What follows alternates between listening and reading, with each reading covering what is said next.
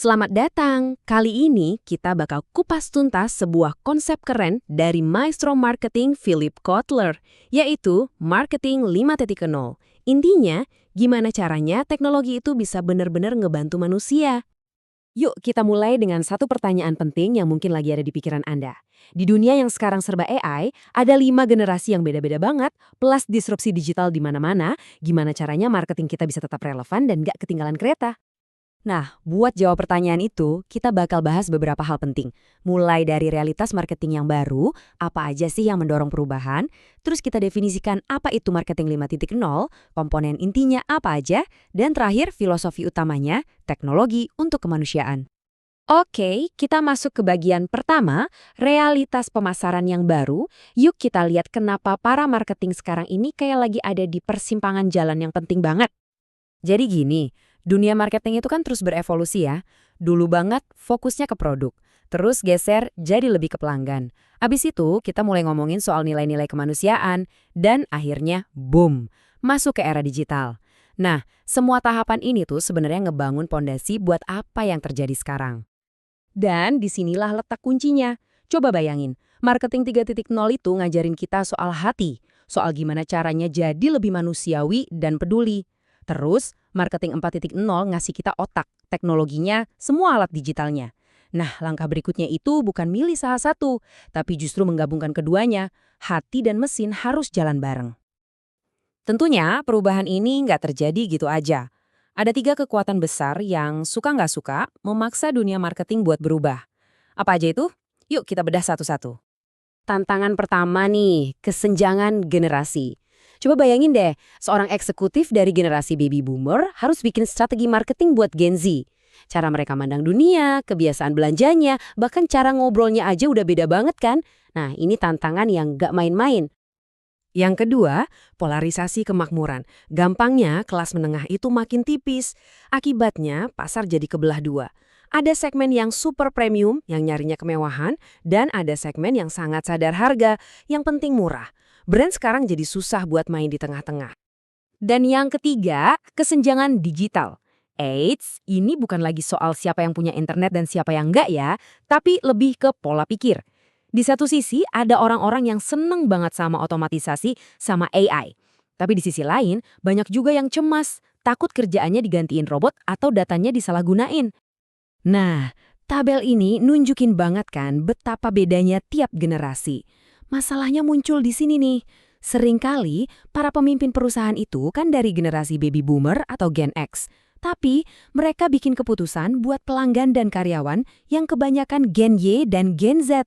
Nggak nyambung kan? Ketidakcocokan inilah yang seringkali jadi penghambat inovasi.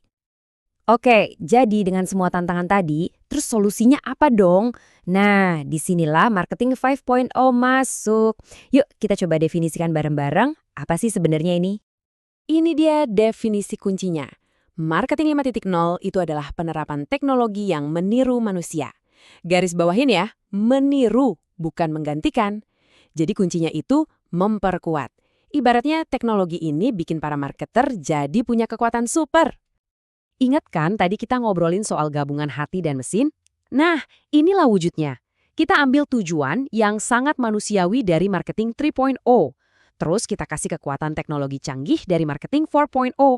Hasilnya, sesuatu yang benar-benar baru dan jauh lebih kuat.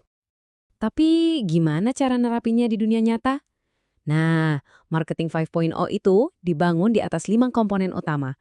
Yuk kita bongkar satu persatu biar kebayang. Kerangkanya sebenarnya simpel. Ada 2 disiplin yang jadi fondasinya. Yang pertama, semuanya harus berbasis data. Yang kedua, harus gesit alias agile. Nah, dari 2 fondasi ini, kita bisa jalanin 3 aplikasi marketing yang canggih banget. Fondasi pertama, pemasaran berbasis data. Ini artinya, semua keputusan yang kita ambil itu harus didasari oleh data, oleh fakta, bukan lagi pakai kira-kira atau asumsi. Semuanya jadi lebih terukur dan cerdas. Lanjut, pemasaran prediktif.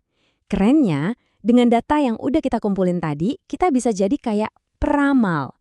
Kita bisa memprediksi apa yang bakal laku, produk apa yang bakal dicari pelanggan, bahkan sebelum mereka sendiri sadar butuh produk itu. Selanjutnya, pemasaran kontekstual. Ini soal ngasih penawaran yang pas banget di waktu yang pas banget. Contohnya, pas pelanggan lagi di dekat toko kita, tiba-tiba dapat notif diskon. Atau pas lagi lihat-lihat produk sepatu, muncul rekomendasi kaos kaki yang cocok. Sangat personal dan relevan. Terus ada pemasaran tambahan atau augmented. Di sini, teknologi itu jadi asisten super buat tim kita. Misalnya, chatbot bisa jawab pertanyaan-pertanyaan dasar pelanggan 24/7. Jadi, tim kita yang manusia bisa fokus ke masalah yang lebih rumit, yang butuh sentuhan empati. Dan yang ikat semuanya jadi satu, pemasaran gesit alias agile. Ini bukan cuma soal alat, tapi soal cara kerja. Tim marketing harus bisa gerak cepat, berani coba-coba hal baru, dan lincah beradaptasi sama pasar yang perubahannya kilat. Semua komponen tadi, dari data sampai agile, membawa kita ke satu kesimpulan besar, ke filosofi utama di balik semua ini. Pada akhirnya, seperti kata Kotler sendiri, tujuan marketing itu ya buat bikin hidup orang jadi lebih baik.